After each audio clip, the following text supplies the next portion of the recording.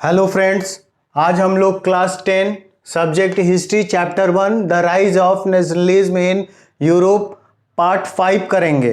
अब तक हम लोगों ने इसके पार्ट 4 कर लिए हैं। पार्ट 1 से लेके पार्ट 4 तक का लिंक मेरे आज के इस वीडियो के डिस्क्रिप्शन में दिया हुआ है, आप चाहें तो जाकर उसको देख सकते हैं। और पार्ट 1 में हम लोगों ने इंट्रोडक्शन और फ्रेडरिक शोरियो के पेंटिंग के बारे में डिस्कशन किया। पार्ट 2 में the French revolution and the ideal of the nation के टॉपिक को डिस्कस किया।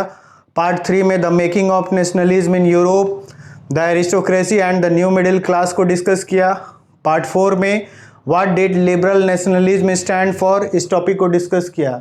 और आज हम लोग इस चैप्टर का पार्ट 5 कर रहे हैं। पार्ट 5 का फर्स्ट टॉपिक है 2.3 अ न्यू कंजर्वेटिज्म आफ्टर 1815।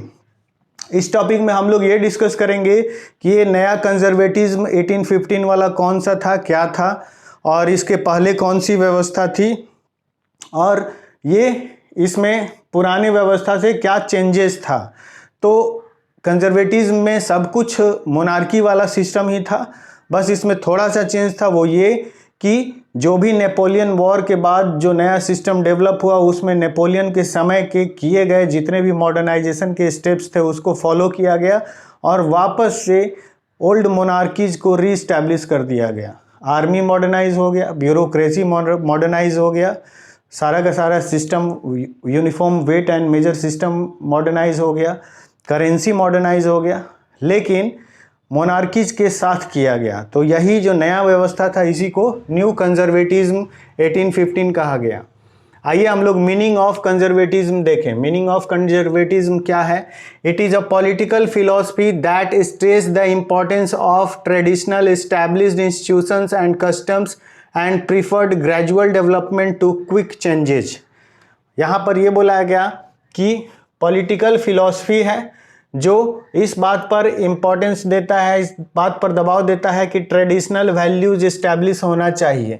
जितने भी इंस्टीट्यूशंस हैं वो भी इस्टेब्लिश्ड होने चाहिए, जो भी कस्टम्स है वो भी इस्टेब्लिश्ड होना चाहिए, और चेंजेज भी ग्रेजुअल होना चाहिए। बहुत फास्ट और क्विक चेंजेस नहीं होना चाहिए, बल्कि धीरे धीरे चेंजेज होना चाहिए। इसका सब का मतलब है कि जो भी पुरानी व्यवस्था थी, रीति रिवाज थे, परंपराएं थी, कस्टम था, परिवार की वैल्यू थी, परिवार में जो सबसे एज्ड मेल पर्सन थे उसकी जो वैल्यू थी उस फैमिली में हेड की, इस तरीके से जो हमारा फैमिली, सोसाइटी, कंट्री, स्टेट का जो पुराना सिस्टम था उसी को वापस इस्टेब्लिश किया गया और चेंजेस को एक्सेप्ट किया गया, बट ग्रेजुअल चेंजेस को। इसमें बहुत फास्ट क्विक और चेंजेस को नहीं डिस्कस किया गया।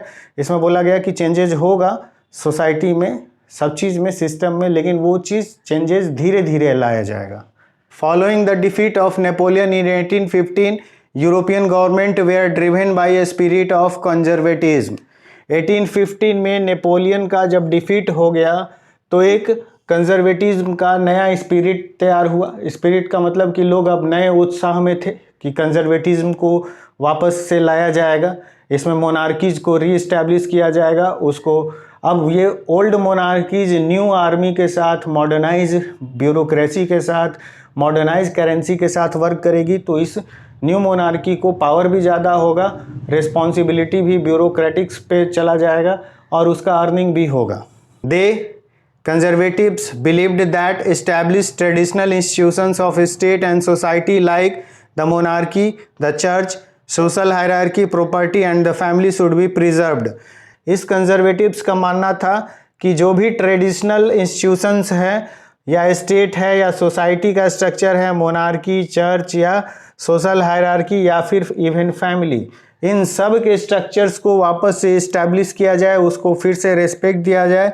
और यही जो पुराना सिस्टम है जिसमें church, monarchy, hierarchy, social hierarchy का मतलब हो गया ऊंच और नीच जात का जो फ़र्क है वहाँ उस कंट्री के अंदर, या जो फैमिली का जो सिस्टम है, वो सब कुछ वापस इस्टेब्लिश किया गया इस न्यू कंजर्वेटिज्म में 1815 वाले।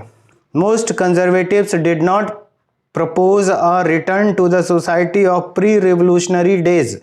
अब इसमें बहुत सारे जो कंजर्वेटिव्स थे वो ये नहीं चाहते थे कि हम रेवोल्यूशन के पुराने समय में जो व्यवस्था थी उसमें वापस चले जाएं। रेवोल्यूशन के पहले जो व्यवस्था थी वो प्योर मोनार्की थी, उसमें चर्च और मोनार्कियल सिस्टम की वैल्यू थी, लेकिन वो सब कुछ पुरानी व्यवस्था थी, उसमें कोई मॉडर्नाइज टेक्निक्स नहीं अपनाया गया था। और ये जो नया कंजर्वेटिज्म था 1815 वाला, ये पुरानी व्यवस्था बिल्कुल एज इट इज़ नहीं चाहता था, वो मोनार्की चाहता था, लेकिन नेपोलियन के मॉडर्नाइज टूल टेक्निक्स के साथ चाहता था। They realized that the changes initiated by Napoleon modernization strengthened traditional institutions like the monarchy.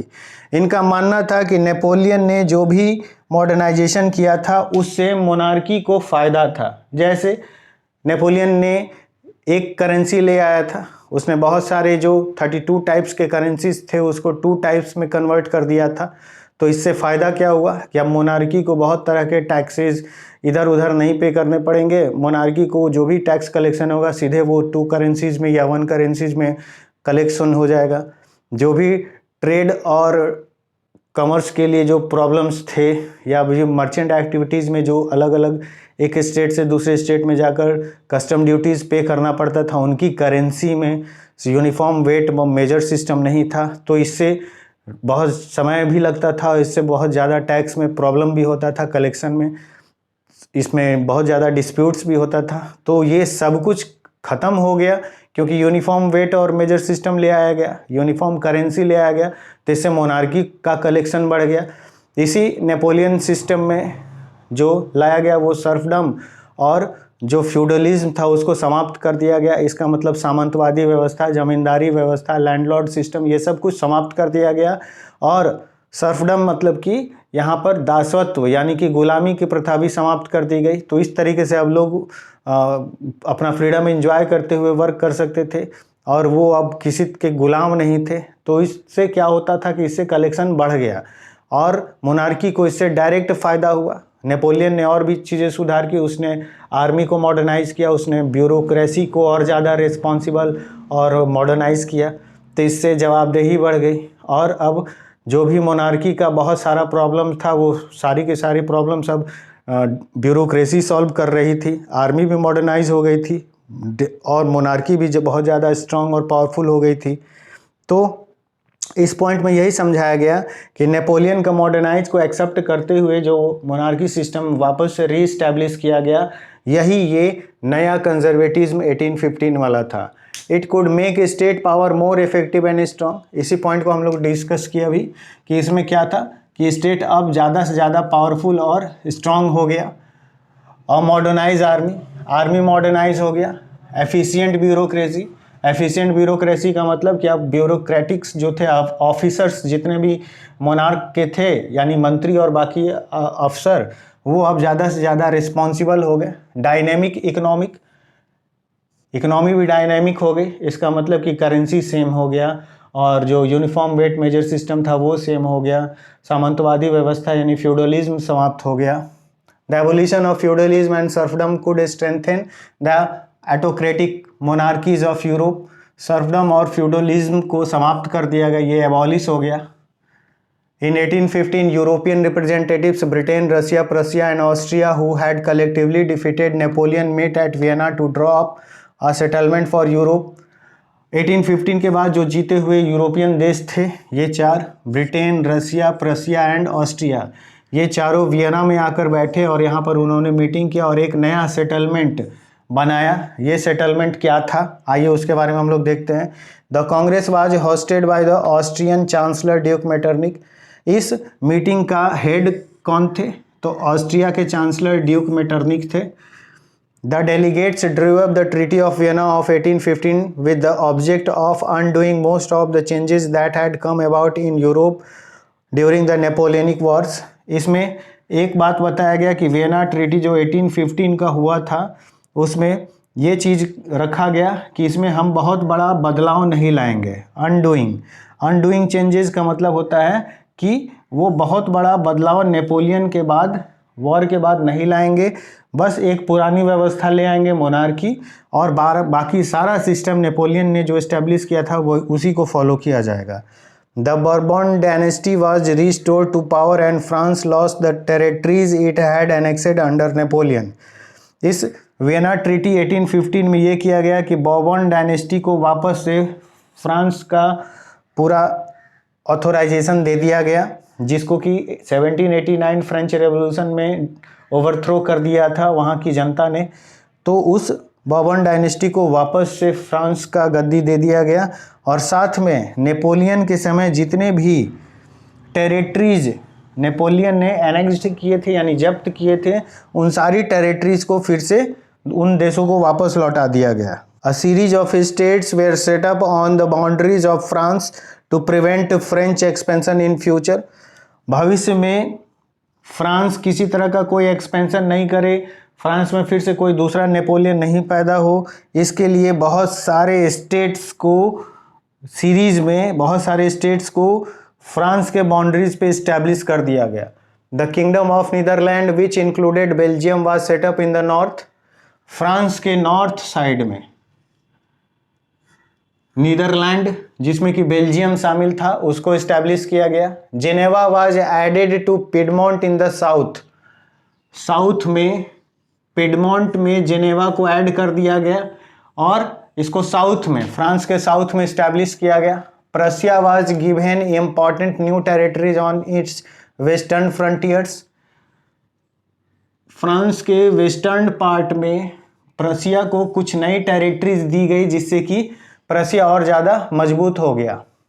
While Austria was given control of northern Italy. Northern Italy का कंट्रोल ऑस्ट्रिया को दे दिया गया।